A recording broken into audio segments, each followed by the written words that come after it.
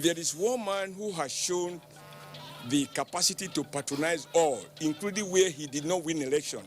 It is President Muhammadu Buhari. National chairman of governing party confers with the president, assures Nigerians of good governance. We have adequate medical facilities in this country. Kaduna Court fixes August date for ruling in bail application for leader of the proscribed Islamic movement in Nigeria. The body is not on us to prove the petitioner case for them.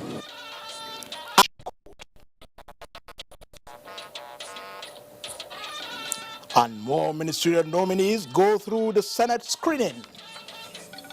Good evening, this is the Network News. I am Muhammad Kudu Abubakar. Thank you for joining me. Michael Olegos and Naomi Abuaku is in Maiduguri. Let's begin from the villa, where the national chairman of the APC, Adams Oshomole, has expressed absolute confidence in the ability of the ministerial nominees now being screened by the National Assembly to successfully drive the next level agenda for a greater Nigeria. Speaking to State House correspondents after an audience with the president, Mr. Oshomole assured Nigerians of value addition to governance in the country. If there is one man who has shown the capacity to patronize all, including where he did not win election, it is President Muhammadu Buhari. Otherwise, where we get less than 5%, I saw 2 ministers coming from that state, in spite of the fact that he got less than 5% there. That speaks volumes about a large heart, the heart to accommodate, to appreciate, and to have an all-inclusive government. I'm very optimistic that these ministers come in, all of us working together, the party, the executive, which the ministers belong, and the National Assembly, in which we have overwhelming majority, we have what it takes to take Nigeria to the next level. And the next level, we are going there. The APC national chairman also appreciated President Buhari for continuously providing leadership in galvanizing action for national development, as demonstrated during the last presidential policy retreat to chart a course for the country. The first time we have a president who sat for 10 hours each day, listening to presentation, listening to debate, and even himself contributing. That for me was something I was very happy about.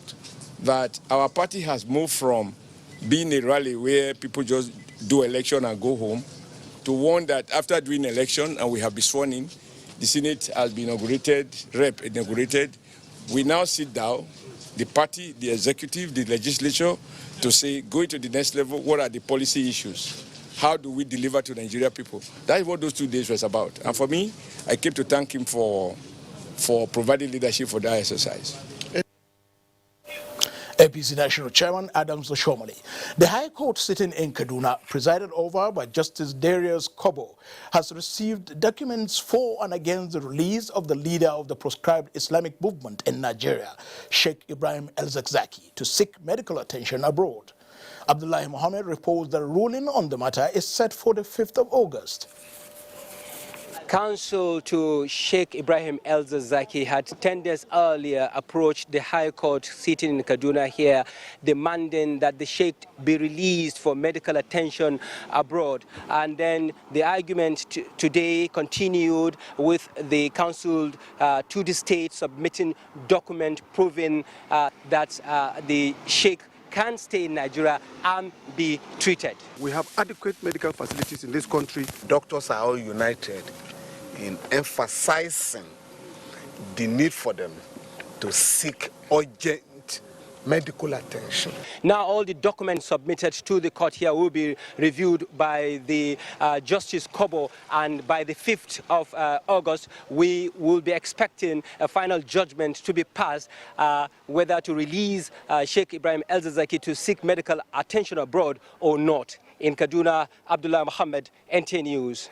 Still on security matters, Nigeria has urged the federal government to provide more Earth observation satellites to aid national security and socio-economic development. National Chairman of the Institute, Sadiq Omar, made the appeal at its 3rd annual lecture held in honor of the pioneer chairman, Brigadier General Michael Agu. Justin Bem reports that the lecture was on remote sensing technology and national security.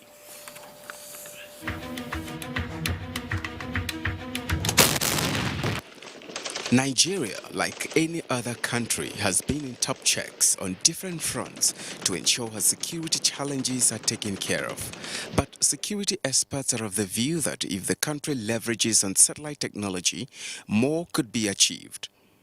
They have pointed out that available Earth observation satellites right now for the country are not sufficient in providing data for national security and economic development, as they are mainly for communication and provision of bandwidth data, but not remote sensing data.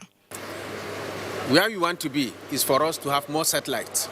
If you remember, Nigerian Sat2 and Sat-X, designed, built, in Sore, was launched in 2011. The lifespan of a satellite may be 8-10 years maximum. You should be thinking of having replacement. Nigeria was ready about 20 years ago. Unfortunately, we are not making use of the technology. So the nature of the quality of output from our primary school level, secondary schools, they are affecting the space program. It's not accelerating the way it should be. Nigeria having the human capacity and expertise to develop the industry, the experts are saying with this advanced technology, the country will not only address security threats, but also food insecurity, flood, pipeline vandalism, among other challenges, if properly harnessed. In our own environment too, within the military, we have the knowledge, we have the human resource, but the challenge is the technology, the hardware. The third Brigadier General Michael Agu Annual Distinguished Lecture also featured conferment of the Nigerian Institution of Space Engineers Fellowship Awards to some persons. In Abuja, Justin Bemunyi, NTA News. Nigeria and Ghana Navy are working towards strengthening relationship in tackling security challenges along the maritime borders. This was made known at the inaugural International Maritime Defense Exhibition and Conference in Accra, Ghana. Dr. Oguyemi reports. Delivering a paper titled Highlights of the Nigerian Navy Operations and Projections for Advancing Information Sharing Towards Overcoming Criminality at Sea, Vice Admiral Ibok Eteibas says regional cooperation is key to maritime security. Group A, or Zone A, which consists of Nigeria, Togo, and Benin, the MOU is already subsisting. And so for the Zone F, which is not yet operationalized, that consists of Ghana, Cote d'Ivoire, Sierra Leone, and then Liberia. So that's what is to the MOU that is to be signed that will enable joint patrols and, of the maritime domain. The Nigerian Army Special Forces Command also availed itself the opportunity to learn new skills for its operations. The Navy Chief also stated that there has been a 50% reduction in the activities of pirates and other maritime crimes, attesting to the successes of Operation River Sweep, leading to massive savings in pipeline losses between 2015 and 2018. From Accra, Ghana, Dotun Ukmyemi, NTA News. In other stories, the Independent National Electoral Commission, INEC, has closed its case at the Presidential Election Petition Court. The nation's electoral umpire said it was closing its case without calling any witnesses. Judiciary correspondent Femi Okewo reports. This has come as a surprise move to observers of the proceedings at the Presidential Election Petition Tribunal. That the first respondent in PDP's petition against the 2019 presidential election does not wish to call any witnesses. INEC says it intends to rest its case on the cross-examination of the petitioner's witnesses. And the counsel to INEC said that this is sufficient to puncture the case of the petitioners. The body is not on us to prove the petitioner's case for them. That is the last at today. Now, under cross-examination, the expert said he never saw any server belonging to INEC. He said what he downloaded was not from INEC. Are we going to prove that for them? What INEC did is simply to save itself from global and national embarrassment, because it would have been very difficult for them to defend what we have presented. So they decided to chicken out. The three respondents, INEC, President Buhari and the APC were given 6 days each to present their case before the tribunal. But INEC has now taken only 1 out of the 6 days allotted to it. Now, with INEC closing their case, the second respondent in this petition, President Muhammadu Buhari, will now have the opportunity of opening their case on Tuesday, the 30th of July. From the Presidential Election Petition Tribunal, Femi Okewu, NTA News. You're watching the Network News broadcast from Abuja. We have more news ahead. Join us again. Data. Screening by the Senate this Monday, the immediate past Minister of Power, Works and Housing, Babatunde Fashola, raised issues of intercommunal clashes and lack of funds as major challenges to infrastructural development in Nigeria, especially road construction. National Assembly correspondent Ignatius Nko tells us more. Day 4 of the screening of ministerial nominees by the Senate, immediate past Minister of Power, Works and Housing, Babatunde Fashola, was the first nominee to be questioned. For more than 2 hours, senators engaged him in different areas, prominent among which was how to improve on road and electricity projects across the country. We focus essentially on completing what we inherited, and this led us, for example, to recovering 720 containers belonging to the Federal Republic of Nigeria containing transmission equipment that had been left at the Nigerian port for almost a decade. Have more products locally. It will not be attractive to go and import any longer. You will see at that point, subsidy will disappear gradually by itself without government pronouncing it. I want to commend you for the education you've given to us. With respect to the interlink between the subsidy regime and our refineries. The nominees presented their past contributions to nation building, described their nomination as a call for another selfless national duty. We have now developed a very good relationship with development partners, UNICEF, the World Bank, African Development Bank, and so on. And we hope that this will continue into the future. On the economic diplomacy side, we came up with a mechanism called the Nigerian Economic Diplomacy Initiative. With sports and youth development, we're working on anti-doping in sport. Mariam Katagum, Bauchi, Godi Jedi Aba, Cross River, Geoffrey Onyama, Enugu, Suleiman Adamu, Jigawa, Muhammad Mahmoud, Kaduna, Bemisola Saraki, Kwara, Babatunde Fashola, Lagos, Clement Abba, Edo, and Rauf Arebe Shola from Osun State were the nominees screened. And let me assure you that we are not only sensitive in the chamber here, that when you become ministers, we'll give you all the support that you require to ensure that you perform optimally. A total of 14 nominees have so far been screened from the National Assembly. Ignatius Nko, NTA News. Federal government and the World Bank are to execute a project that will enhance crop production output and processing for local and international markets. The $200 million project will be executed in 6 states, targeting 60,000 beneficiaries. Musa Baba Aliu has details. Nigeria is among the countries with highest cases of post-harvest losses, exceeding more than $100 billion annually. This is based on the record of the World Bank Food Production Assessment Report, which also indicated that 50% of farmers' output waste every harvesting season. And this is what the federal government and the World Bank project intends to address. We have so many interventions where we'll address commodity entry growth of farmers, SMEs, small and medium-scale enterprises. We have a good intervention that will consume about $72 million for the project. That is to empower women and youth in agribusiness. The project, known as Agro-Processing, Productivity Enhancement and Livelihood Implementation Support, will be implemented in Enugu, Cross River, Kaduna, Kano, Kogi, and Lagos states. Each of the 6 states will focus on specific crop covering cassava, rice and wheat, maize, ginger, poultry, and aquaculture. So we're looking at how do we enhance agriculture in Lagos State by improving the productivity of our farmers. Following the sensitization, a lot of farmers, as we're speaking, over 10,000 farmers in Kogi State have approached our office, and hopefully they will get supported. Yeah. Communication helps The federal and state government officials that will execute the project in various states are currently undergoing training in Lagos State. Musa Baba Aliyu, NTA News. 1,500 civil servants are to benefit from the pilot phase of the structured mandatory assessment-based training program known as Smart P.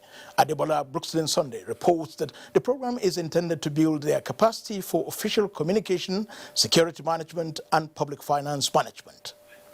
That makes a civil servant to go a long way in your career too, so you're able to comport yourself, at least maybe by punctuality in the office and some other things, attending to your duties and discharge it as when due. This one is a wider training that will be able to touch all areas of one's career. Shembote Charles and Nkechi Orakwe are among the 1,500 civil servants to benefit from the structured mandatory assessment-based program structured towards delivering quality service to the public. Led by the head of the Civil Service of the Federation, Winifred Oyoita, permanent secretaries in all ministries, departments and agencies charged the trainees on the need to be good ambassadors of their establishments and most especially networking among themselves. It's the office of the head of Civil Service of the Federation that is carrying all the burden of the expenditure of this training. The assessment just does not end here. When a participant goes back to work, he or she is meant to apply what he has learned to his schedule of duties. We will definitely have to involve a feedback mechanism. The training, which will last for 3 weeks, include basic, intermediate and advanced modules. The redesigned models are expected to be used to train all civil servants in a standardized and sustainable manner. There was also a short induction ceremony for new civil servants. Adebola Brooksland Sunday, NTA News. First Lady of Nigeria, Aisha Muhammadu Buhari, has emphasized the need for Nigerians in the diaspora to remain steadfast in utilizing their wealth of experience to promote grassroots policies and initiatives.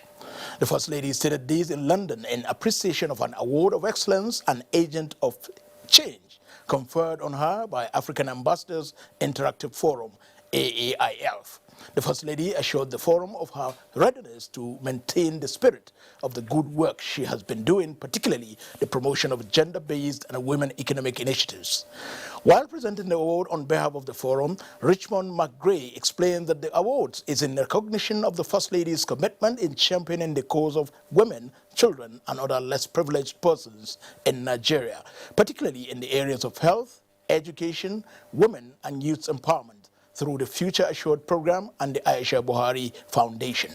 The program of the African Ambassadors and the Diaspora Initiative Forum is 7th in its series, aimed at recognizing and appreciating Africans from across the globe for their contributions towards the development of the continent. The forum draws its membership from across the continent. President Muhammadu Buhari has felicitated with the veteran journalist and columnist Eric Teniola on his 70th birthday. In a statement by the special advisor to the President on Media and Publicity, Femi Adesina, President Buhari joins family, friends, and professional colleagues of the renowned writer in celebrating many years of service to the nation and humanity. He commended his commitment to democracy and good governance. The President praised the Almighty God to grant Teniola longer life, good health, and more wisdom to keep pointing the nation forward.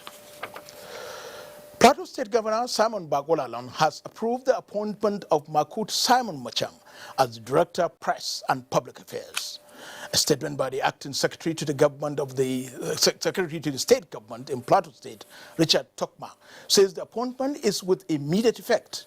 Until his appointment, Makut Simon Macham was managing news and current affairs at the Nigerian Television Authority News 24, Abuja, and was at various times NTA's correspondent at the State House, Federal Capital Territory, and Foreign Affairs. A graduate of Mass Communication, University of Maiduguri, Makut Simon Macham holds master's degree and PhD in Media Arts from the University of Abuja. This is the network news. Let's join Michael in Lagos for more news. Hello, Michael. Hello, Kudu, and welcome to Lagos. The Permanent Secretary, Federal Ministry of Transportation, Sabiu Zakari, has reinstated the commitment of the federal government to the commencement of commercial activities on the Lagos-Ibadan railway line in the shortest possible time. He stated this after inspection tour of the project from Lagos. Tunde Saiki has details. The inspection tour of the Lagos-Ibadan rail project by the Permanent Secretary is to see the extent to which the project has progressed. The team, which at every point took time to ask questions from the contractors handling the project, also visited the workshop at Papalanto, where some of the materials are made. Please check out, and then this is the second thing that we expect to know a report. This one and the other issue of that electric. He said, with the level of progress made so far, the date of commencement of commercial trip will not be exceeded, as passengers will soon begin to travel from Agege to Ibadan. I believe the work being done as assessed by our consultants and our engineers is what is supposed to be done. So I am satisfied with what is. The chairman, board of directors of the Nigerian Railway Corporation and managing director said so far what is left is the completion of the station buildings that is not expected to take too much time. It's because we want to make sure that progress be made. If we leave it to them, probably they will do it at their own pace. So that's why we have to follow up. Has to be done there, but over here, just the station building and probably signaling finishing that we are doing here. The 156-kilometer Lagos-Ibadan standard gauge rail project with 10 train stations has already had the 2 rail tracks terminating at Ibadan. In Lagos, Tunde Saiki, NTA News. Mujahid Shuaibu from Borno State is the latest winner of a brand new car in the ongoing Dangote Cement Bag of Goodies promo. Annie Daniels, who witnessed the prize presentation in Lagos, reports that another consumer smiled home with another enviable prize. The Dangote Cement Bag of Goodies promo has been on since July 1st, 2019, with several winners emerging from across the country. The initiative Group Executive Director, Dangote Industries Limited, Halima Aliko Dangote, says is in line with the company's core mandate to appreciate consumers who are the pillars of the company's success story. Most of the ones winning the gift, which brings joy to me, is people that don't even own anything. So somebody won a car today, last week every week there's a winner, 1 or 2 winners of cars. Up for grabs are amazing prizes, including 43 brand new cars, 24 tricycles, 550 refrigerators, 400 television sets, 300,000 Dangote Foods goodies pack, 24 motorcycles, and recharge cards for all networks worth 200 million naira. Scratch cards are in the bags, so it is left for consumers to go and pick up the bag, open the bag, pick up the scratch card, scratch gently to reveal the gift. Regardless of where you are in the world, there are very few places where you see things like this. The star winner, 23-year-old Mujahid Shuaibu, and another consumer could not appreciate Dangote Industries enough for scaling up their status. I feel good. I thank Dangote. Now only Dangote can do that. I saw TV and I won it. The promo continues till September 30th, 2019. In Lagos, Annie Daniels, NTA News. The adoption of unified exchange rate will serve as a catalyst in the promotion of regional trade and economic growth. This was the submission of economic players at a business forum tagged Policy Change, the Enabler of Sustainable Growth. Abolade Salami reports. Huge intra-Africa trade business opportunities that Nigeria and other African countries ratified was the crux of discourse at this gathering. Discussants submitted that the agreement will develop regional value chain and facilitate cross-border investments, as well as create avenues for more foreign direct investments in order to increase economic fortunes of Africa. will be absolutely critical, but there are huge benefits for Nigeria from the AFCFTA, including, as you heard this morning, transforming some of our major historic trade corridors that have been there for well over 100 years. Exchange rate volatility, its uncertainty and misalignment as impediments to regional trade and economic growth. Panelists in the various submissions highlighted the fact that unified exchange rate remains most efficient form as it increases economic equilibrium and sustainable growth. Countries with unified exchange rates have higher trade share and higher imports, so there's higher trading.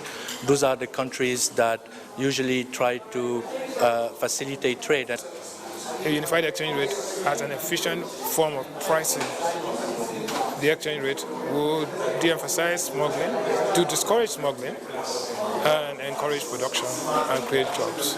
Vice President Professor Yemi Oshibajo, represented by Senior Special Assistant on Trade and Investment, Jumoke Uduwole, re-echoed the federal government's commitment to sustaining a viable environment for businesses to thrive. Even at an informal level, Nigerian businesses are already dominating trade across the continent to a large extent. The African Continental Free Trade Area, they expressed optimism, will help discourage smuggling and encourage production.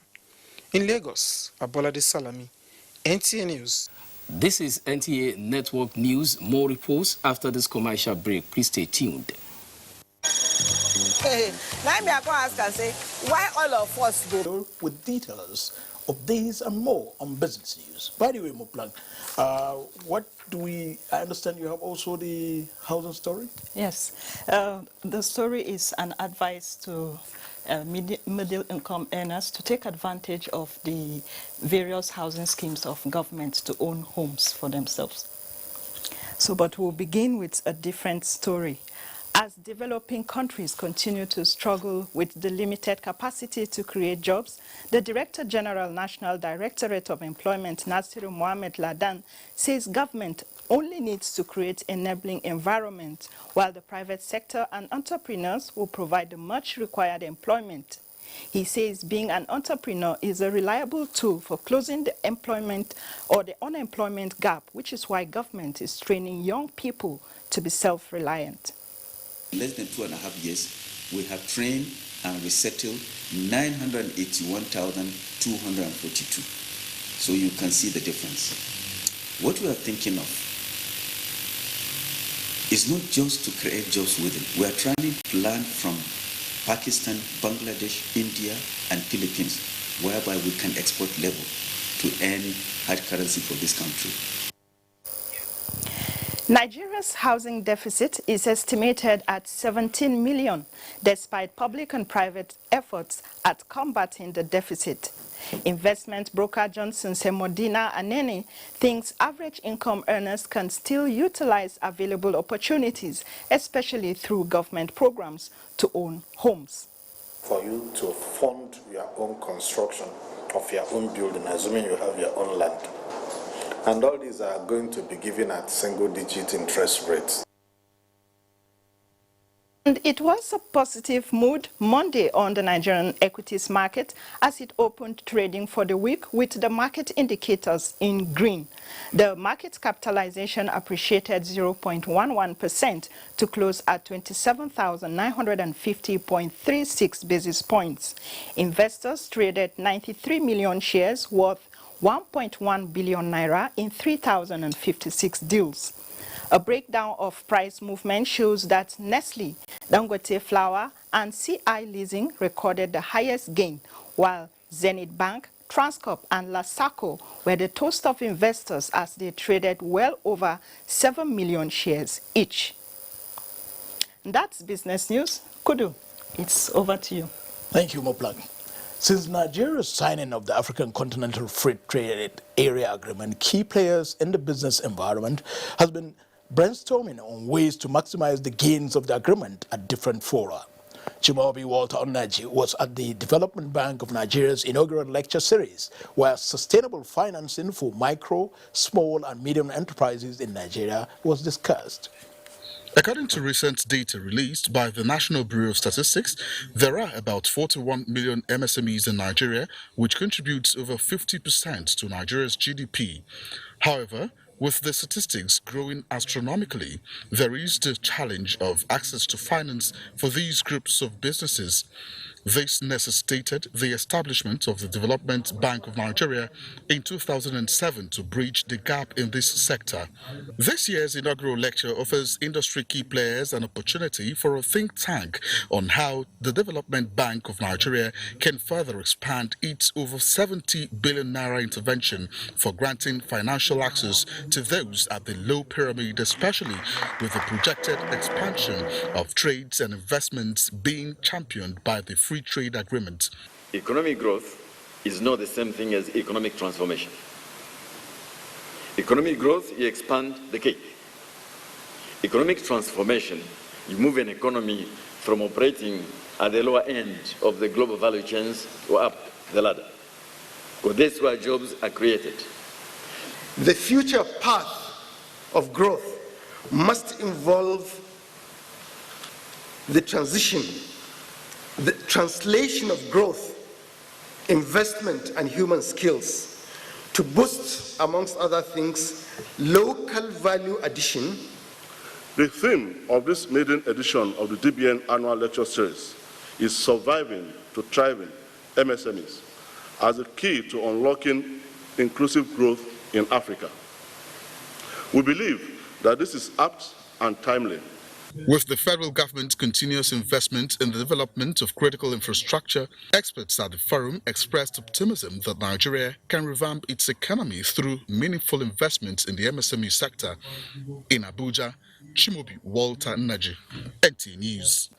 The Nigerian National Petroleum Corporation, NNPC, has assured Nigerians of steady supply of petroleum products, as well as prompt remittance of proceeds from its operation to the Federation account.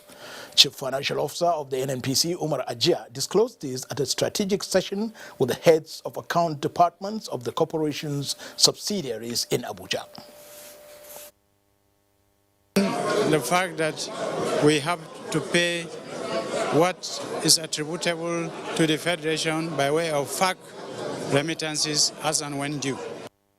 Mr. Ajia listed 8 key areas where the Accounts Directorate can help in actualizing the management's agenda of liquidity management, financing for growth, business process improvement, budgetary controls, payment system, capacity building, and several others.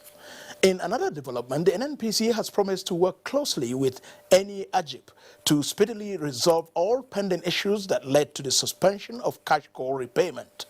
Group Managing Director of the NNPC, Mele Kolo Kari, made a commitment when he received a delegation from any AGIP led by the Executive Vice Chairman, Sub-Saharan African Region, and Chairman, any Exploration and Production in Nigeria, Mr. Brusco Guedo.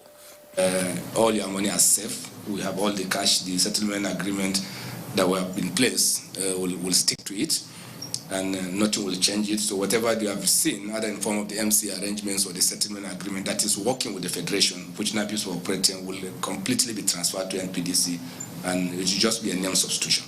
We read your 3 strategic guidelines on the future objectives, which are growth of production, increase reserves, and lower the cost structure, which we share, we support, and you will always have NAUC JV at your side to support that.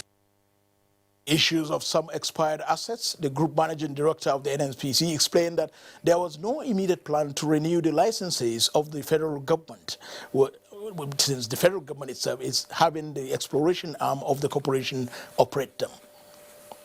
You are watching the Network News. Let's join our Maiduguri Network Center for more on Network News with Naomi. Thank you, Kudu, and welcome to Maiduguri. More than 150,000 households will benefit from the Alamberi waterworks completed by the International Committee of the Red Cross in Maiduguri. This was made known during inauguration of the water project by Governor Babagana Umar Zulu. Jedwa John Jessini reports. The project was conceived by Borno State government over a decade but later abandoned, with the ICRC taking over and completing the source of water supply for IDPs and host communities to benefit. Inaugurating the project, Borno State Governor Professor Babagana Umar lauded ICRC for making water of the people of Borno a priority, advising the community to make best use of the facility and ensure its durability. The governor warned against vandalization of facilities put in place, adding that L1 court will be dealt with decisively. Head of ICRC delegation Eloy Filion said the growing population within the metropolis necessitated the completion of the Alamdari water project, which started since 2016. This, he added, is also a move to key into the resettlement and rehabilitation drive of the Borno State government through providing up to 50,000 residents with potable water. More works, he said, will continue to reach full capacity so as to attain provision of up to 9 million litres per day, capable of serving up to 150,000 households. District head of Alamduri thanked ICRC and the Borno State Ministry of Water Resources for the gesture, assuring to ensure its maintenance. In the meantime, Governor Babagana Umar had also inspected the ongoing road clearing exercise along the Maiduguri-Damboa axis. In Maiduguri, Jadwa John Jason, NTA News. The World Bank has identified a set of initiatives that will have a quick and tangible impact on the population of the Northeast in 4 priority areas of health, education, agriculture, and social protection. This was what necessitated the meeting between World Bank and Borno State government to review progress and challenges in the implementation process. Muhammad Gwani reports. Towards achieving this, the World Bank expended billions of dollars to realize the objectives of all the programs, including the $100 million to the Youth Employment and Social Support Operation to provide youth, women and unemployed IDPs, returnees and persons with disabilities with labor-intensive work and skill development opportunities. It also includes conditional cash transfer to be provided to displaced families and individuals. Others are National Health Investment Project focused on immediately re-establishing health facilities with a focus on maternal, newborn and child health, as well as $100 million to the state education programs. In the agricultural sector, the third Fadama Development Program will address the emergency needs of farmers by improving access to irrigation and drainage services, with a special focus on women and youth. The whole idea is to cross-fertilize our ideas, to see into the implementation of the projects. We have millions of naira that are yet to be utilized. We talked also about the linkage between the humanitarian and development, as well as with security.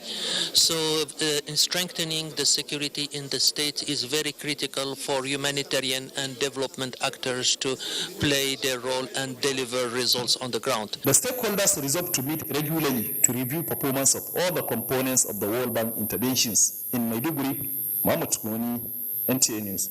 That is it from Maiduguri. Is back to Kudu in Abuja.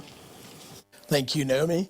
The National Youth Service Corps has described as fake a trending article on the social media alleging torture of a corps member serving in Kauran Namuda, Zamfara State.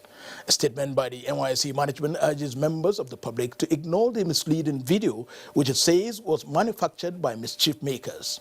The NYSC restates that the welfare of corps members is paramount to the scheme as it monitors their activities and encourages them to cultivate their good relationship with host communities.